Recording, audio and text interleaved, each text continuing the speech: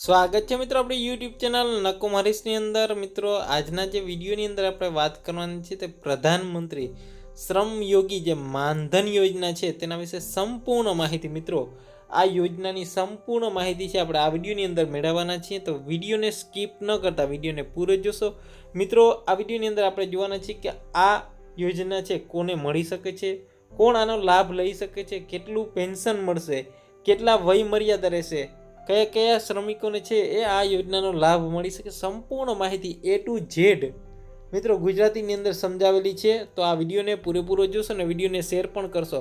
અને મિત્રો એક ખાસ સૂચના કે તમને આ તમામ પ્રકારની યોજનાના વિડીયો છે અમારી યુટ્યુબ ચેનલના માધ્યમથી તમને મળતા રહેશે। તો તમારે શું કરવાનું રહેશે, તો આ ચેનલને છે સબસ્ક્રાઈબ કરવાની રહેશે અને બાજુમાં આવતા બેલ આઇકોન પર ક્લિક કરી દેવાનું રહેશે। એટલે કોઈ બી અમે વિડીયો અપલોડ કરશું તમને તેની નોટિફિકેશન છે મિત્રો એ સૌથી પ્રથમ મળતી રહેશે। Subscribe now and press the bell icon. Never miss an update.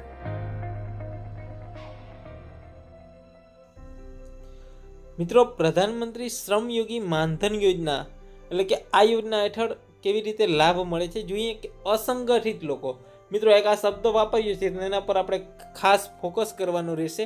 કારણ અસંગઠિત લોકો એટલે જે પાસે મિત્રો કોઈ પણ જાતની નોકરી નથી, જે સ્વનિર્ભય તરીકે એક નોકરી નથી કરી શકતા, કે જે વસ્તુ સરકારી નોકરી હોય કે પ્રાઇવેટ નોકરી નથી, જે આપણે કહીએ ને કે આપણે જે હેરિયાઓ હોય, જે કડિયાઓ હોય, જે કામ કરતા હોય એ અસંગઠિત લોકોની અંદર આવે છે મિત્રો।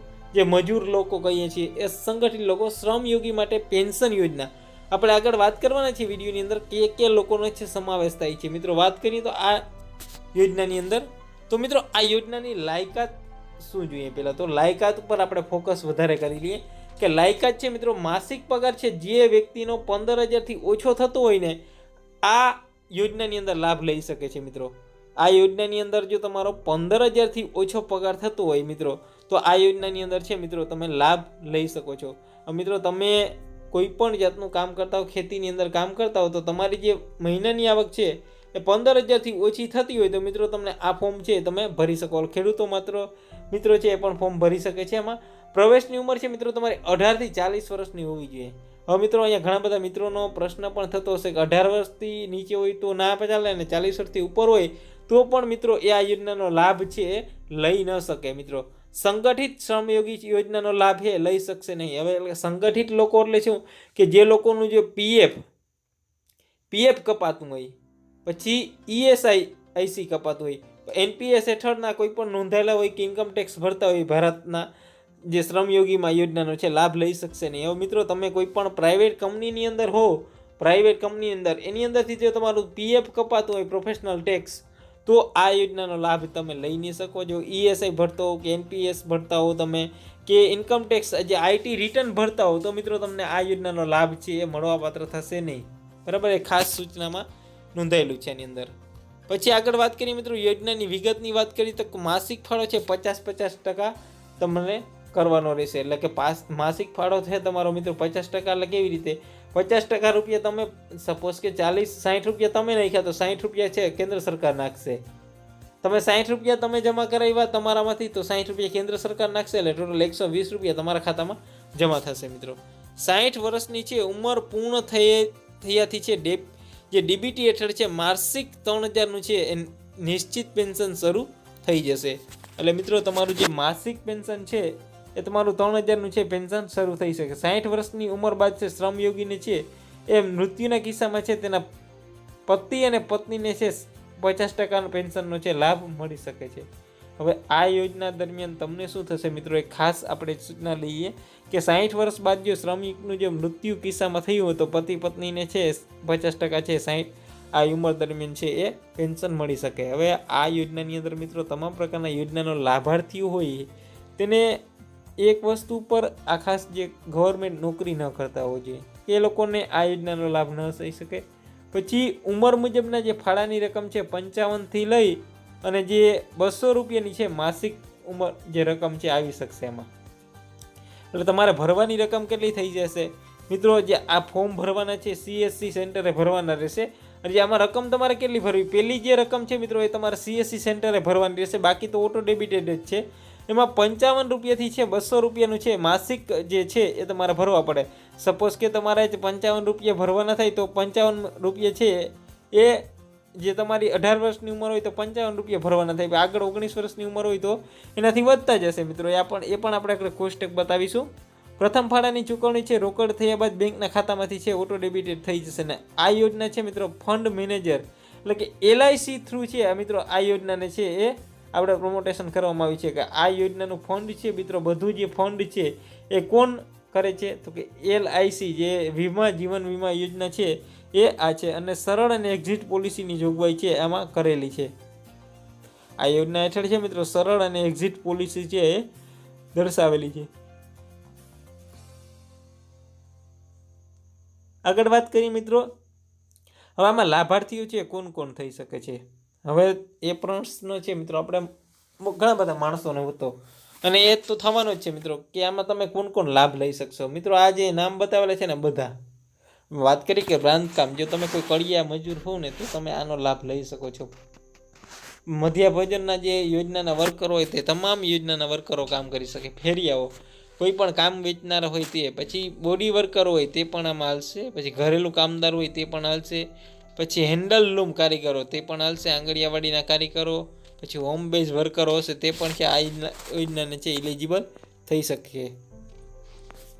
આયુષ્યમાન યોજનાના લાભાર્થીઓ, પછી PMJJBY, પછી PMSBYના લાભાર્થીઓ, પછી ખેત મજૂરો હોય, રિક્ષા ચાલકો, આશા વર્કરો, પછી APNCના જે કામ કરતા મજૂરો હોય મિત્રો એ પણ આશા વર્કરો હોય, મજૂરો, ખેતરના રિક્ષા ચલાવતા હોય, કોઈ પણ મિત્રો છે મિત્રો એ 3000 પેન્શનની યોજનાનું છે ફોર્મ ભરી શકશે.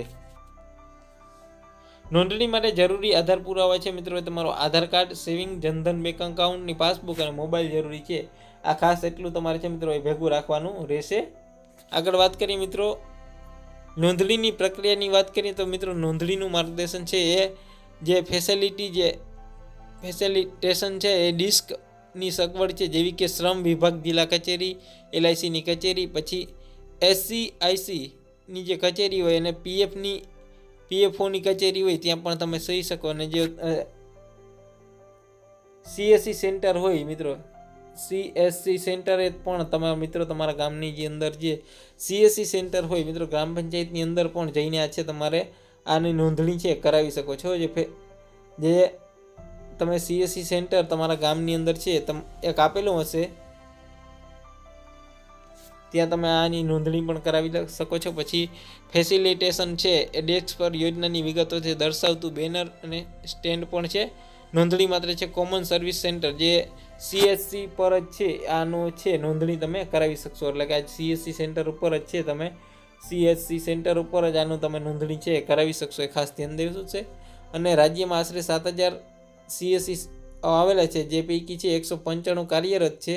જરૂરી આધાર પુરાવા છે સાથે CSC પર જવાનું રહેશે અને CSC દ્વારા છે તેઓની જરૂરી વિગત છે ઓનલાઈન ભરીને નોંધણી કરવાની રહેશે. CSC દ્વારા છે તેઓની જરૂરી વિગત છે ઓનલાઈન ભરીને નોંધણી કરવાની રહેશે. એટલે એમાં પણ ખાસ ધ્યાન દેશું. નોંધણી પ્રક્રિયામાં વાત કરીએ મિત્રો નોંધણી દરમિયાન છે તેની ઉંમરની વિગતો છે ભરતા છે માસિક ફાળાની ઓટો ગણતરી થવી જરૂરી છે. પછી માસિક ફાળાનો પ્રથમ હપ્તો છે એ CSCને રોકડા ભરવાનો રહેશે. પછી યુનિક પેન્શન નંબરો છે જનરેટ થશે અને મિત્રો જે યુનિક પેન્શન નંબર છે જનરેટ થશે ને ત્યારબાદ છે એન્ક્લોઝમેન્ટ કમ ડેબિટ મેન્ડેટ જનરેટ થશે જેના પર છે લાભાર્થીએ સહી કરવાની રહેશે અને સહીવાળું જે મેન્ડેટ CSC છે મારફત છે અપલોડ કરવાનું રહેશે અને શ્રમયોગીનું નામ અને પેન્શન નંબરવાળું છે કાર્ડ જનરેટ થઈ જશે. તો આવી રીતે છે મિત્રો તમે નોંધણીની પ્રક્રિયા કરાવી શકો છો. મિત્રો આપણે ફટાફટ જોઈ લઈએ કે આગળ જે પેન્શનની યોજના છે કઈ રીતે ભરવાનું થશે. મિત્રો જે પ્રધાનમંત્રી શ્રમયોગી માનધન યોજના છે PMSYM માટે યોજનાની માટે તેમાં 18 થી 40 વર્ષની ઉંમર હોવી જરૂરી છે. તેમાં મિત્રો મહિનાની આવક છે 15,000થી ઓછી. 18 વર્ષના હોય તો મિત્રો રિટાયરમેન્ટ 18 થી 60 વર્ષની વચ્ચે 55 ભરવાનું રહેશે. 55 કેન્દ્ર સરકાર ભરશે. 110 રૂપિયા થશે. આવી રીતે મિત્રો તમારે છે અહીંયા 19, 20 અલગ અલગ પ્રવેશ નંબર હોય યરની અંદર તો એની અમે અહીંયા પૈસા છે તમારા લખેલા છે તમે જોઈ શકો છો મિત્રો. તમારે જો 24 વર્ષની ઉંમર હોય 76 રૂપિયા ભરવાના રહેશે. 76 કેન્દ્ર સરકાર 152 રૂપિયા થશે. 27 રૂપિયાની 27 ઉંમર હોય તો 90 ભરવાના. એ રીતે 35 હોય તો 150. એવી રીતે અલગ અલગ છે મિત્રો. તમારે ઉંમર વાઇઝ છે અલગ અલગ રૂપિયા ભરવાના રહેશે. છેલ્લે તમારે 40 વર્ષની ઉંમર થશે મિત્રો, ત્યારે છે તમારે 40 થી 60 વર્ષની ઉંમર છે મિત્રો, ત્યારે 200 રૂપિયા ભરવાના રહેશે. તો 200ના છે 400 રૂપિયા તમને મળી જશે.